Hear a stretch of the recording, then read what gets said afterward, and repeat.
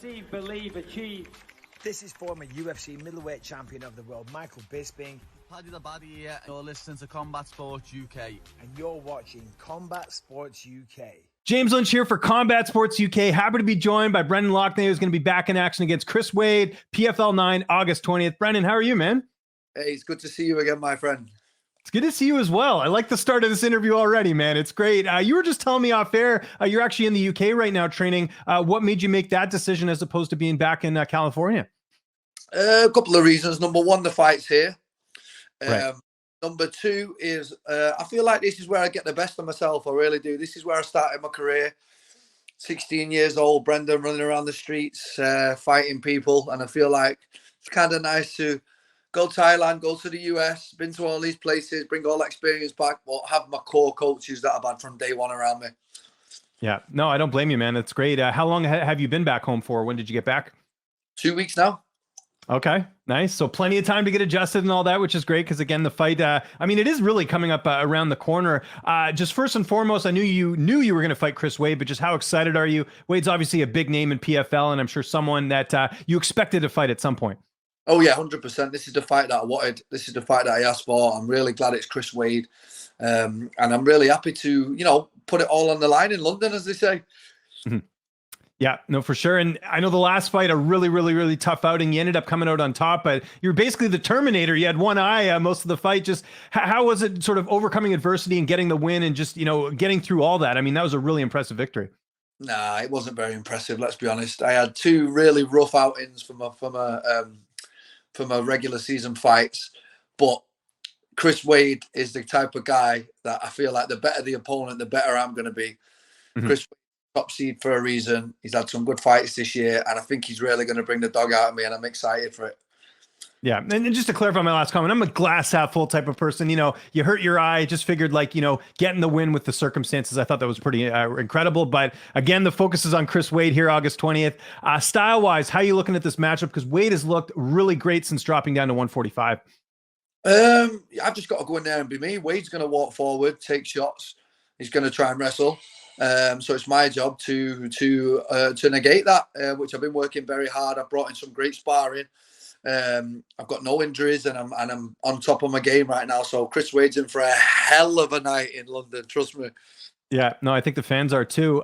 You mentioned bringing guys in. Who are some of the training partners you've been working with ahead of this fight? Saul Rogers, I was sparring today. Bellator. Nice.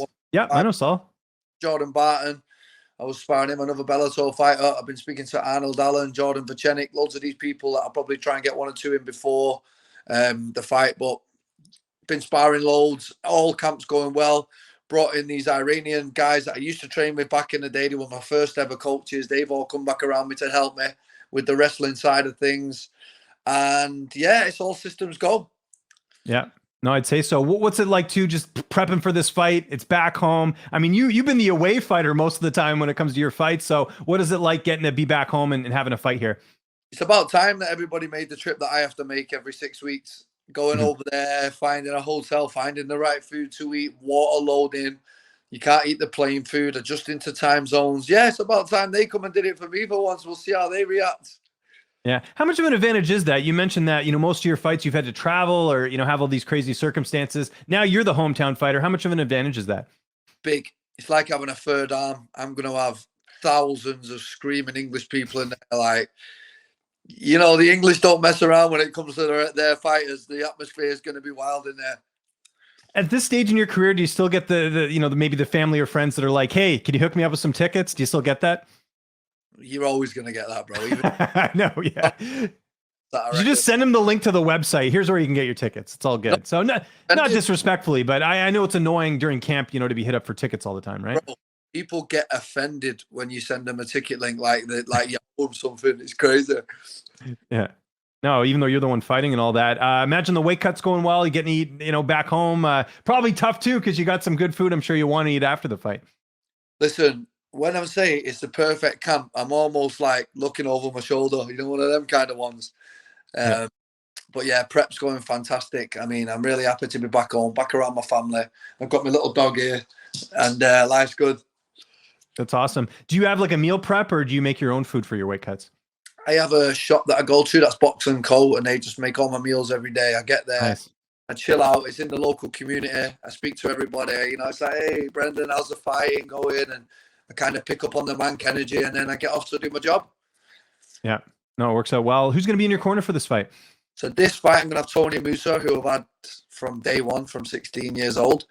I wanted to have Cameron Atakura, who's been my long-time grappling coach, but he's actually getting married that weekend. So he won't be there. I'll have two of my other local guys that I've been training with for a long time. I know you feel like you're going to get your hand raised, otherwise why sign the contract, but how do you envision the fight playing out on August 20th? Chris Wade is in for the toughest fight of his life. He's coming over to England. He's coming into my back garden. He's been talking a hell of a lot of shit, and now it's time to back it up. So let's go. Do you like that, though, him kind of pumping up the fight? You know, you mentioned talking some smack. Does that add more to the matchup, or are you one of those guys who would rather just do his talking in the cage?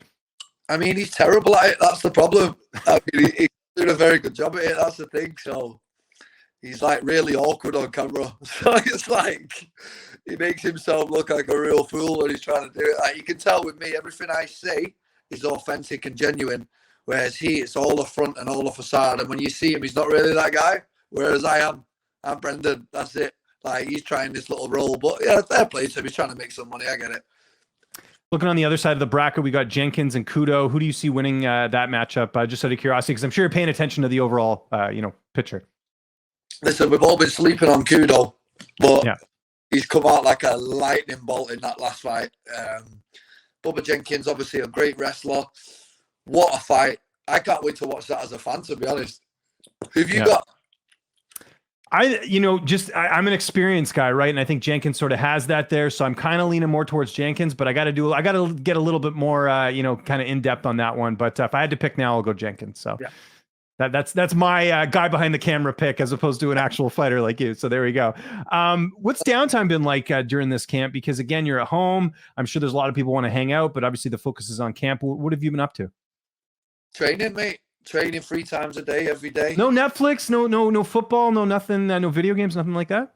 My girlfriend hates me because she's like, all you do is come home from the gym, talk about the gym, go back to the gym, eat, train. That's it. I don't have a social life at all, mate. I'm so focused. I started training for this tournament in January, and I'm still here in August training like a lunatic, mate. I want this so bad. I want this more than I want to breathe. So that's the difference. Mm-hmm. And with the plan after this to go back to the States, or are you going to stay here and continue to do your camps in the UK? I'm done with the States. The States isn't like, I'm just done with that whole traveling around, trying to find something that I never really lost. Like over here, like I started flying out to all these places trying to find something that I didn't really need to find because I already had it inside me.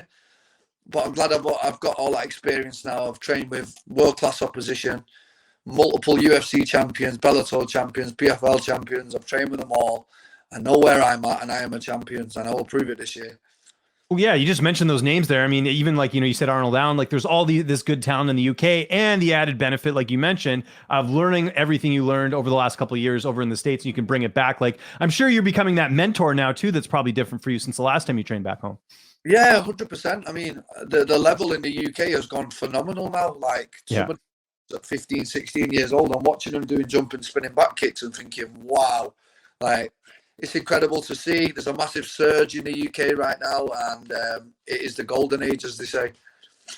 Yeah, there's a lot of really talented fighters. I'll talk about that in one sec, but I was just curious, you mentioned, coming back to the UK. Like, when did you make that decision that this was it? You're going to be back home and do your camps here going forward?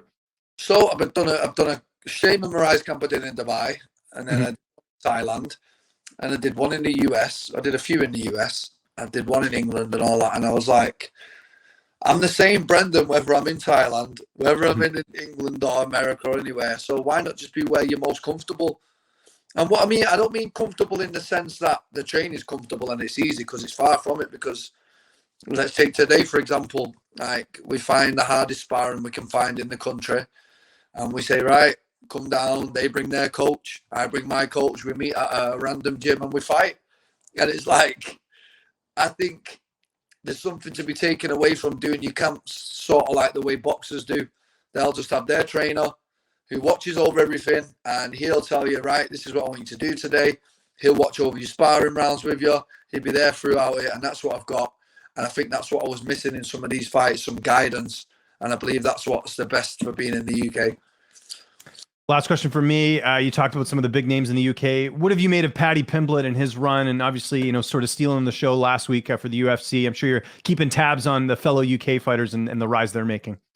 Oh, Paddy the Paddy. Yeah, he's killing it, mate. I'm well happy for him. He lives 40 minutes down the road from me, and he's absolutely lighting the show up. He's the next Conor McGregor. So really happy for him.